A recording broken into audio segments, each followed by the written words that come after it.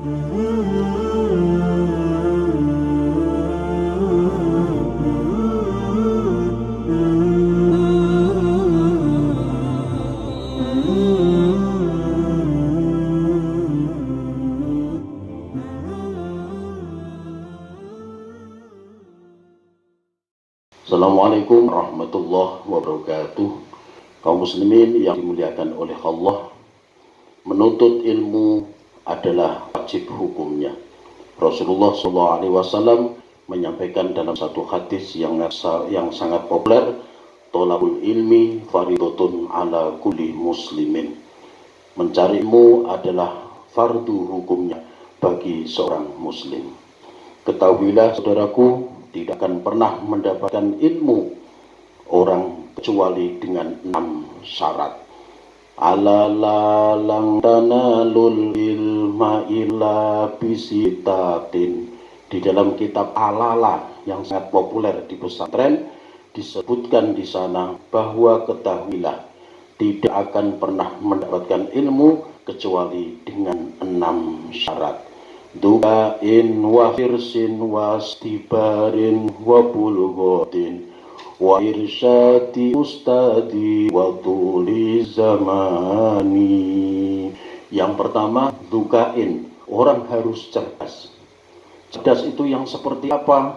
Cerdas itu seperti Nabi Ismail alaihissalam ketika beliau ditanya oleh ayahnya Ibrahim alaihissalam, wahai anakku, ya bunayya, inni arafil manami anni azbahuka fangdur mada taro. Wahai anakku, sesungguhnya aku diperintahkan oleh Allah di dalam mimpiku untuk menyembelih kamu. Anni azbahuka fangdur mada taro. Angan-anganlah bagaimana penemumu ketika ayah mendapatkan mimpi seperti ini. Maka dengan kecerdasannya, karena tidak mungkin Allah keliru di dalam menetapkan, memerintahkan dan menguji umatnya, khususnya kepada para nabi dan rasul, beliau mempunyai irhas, yaitu kelebihan yang diberikan kepada calon-calon Nabi Allah. Ismail kecil pada saat itu menjawab, ya abatif alma tu'mar sarjiduni insyaallahu minasabirin.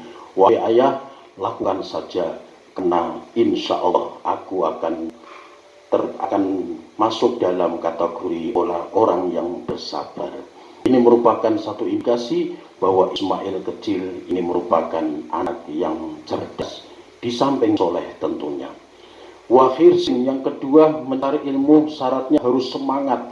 Tidak ada orang berhasil di dalam ilmunya, menuntut ilmunya, kemudian dia bermalas-malasan. Lihat, banyak orang sukses, orang yang berhasil, dikarenakan mereka semangat di dalam menuntut ilmu.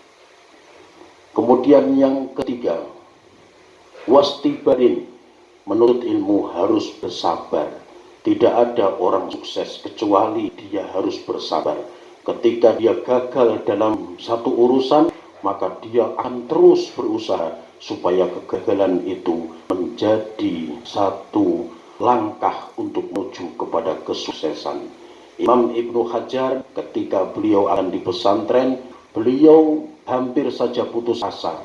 Ini kan kenapa ilmu tidak pernah aku dapat? Kenapa tidak pintar-pintar? Kenapa tidak begitu masuk ilmu yang aku pelajari? Maka ketika beliau berjalan-jalan di tepi sungai, di situ ada batu yang sangat besar.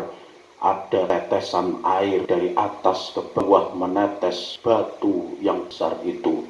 Dan di situ ketika dilihat oleh Imam Ibnu Hajar, pada saat beliau melihat di tetesan air itu terdapat lubang dari hasil tetesan itu, dan beliau berpikir, batu yang begitu keras saja bisa hancur, bisa berlubang, yang begitu keras saja bisa diluluhkan dengan air, bagaimana dengan otak saya, pemikiran saya yang Allah berikan untuk berpikir. Tentunya kalau lama-kelamaan kita belajar, insya Allah akan diberikan ilmu oleh Allah. Beliau berangkat lagi ke pesantren untuk menuntut ilmu, dan akhirnya beliau menjadi ulama besar yang kita kenal dengan Imam Ibnu Hajar. Wabulgotin, kemudian selanjutnya yang keempat adalah kita harus memiliki yang namanya bekal. Seorang yang akan menuntut ilmu di pesantren misalnya, di perkuliahan atau perguruan tinggi misalnya, dia harus mempunyai bekal untuk menuntut ilmu. Tentunya di masyarakat bawah kita pun juga harus demikian.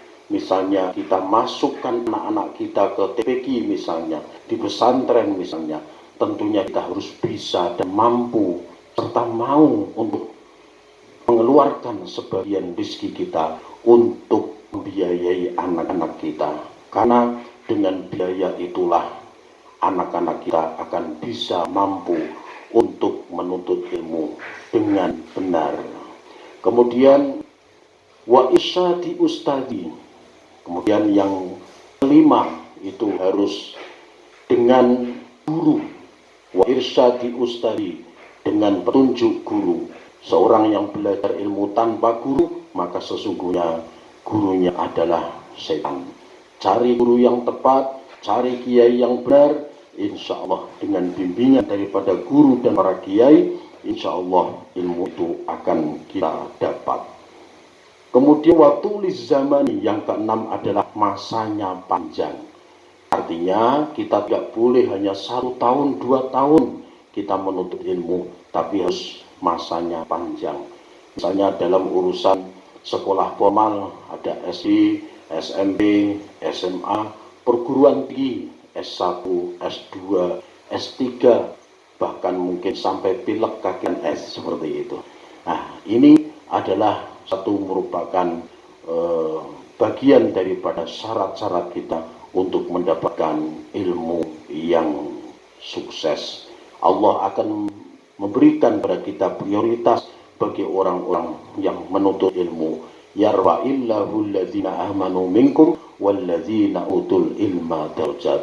Allah akan angkat derajat satu orang yang beriman, yang kedua yaitu orang yang berilmu. Insya Allah orang yang beriman dan berilmu akan diangkat derajatnya oleh Allah Subhanahu wa Ta'ala. Selamat menuntut ilmu sampai ke negeri Cina, bahkan minal mahdi ilal lahdi, dari ayunan sampai ke liang lahat, insya Allah. Mudah-mudahan ilmu kita manfaat. Terima kasih.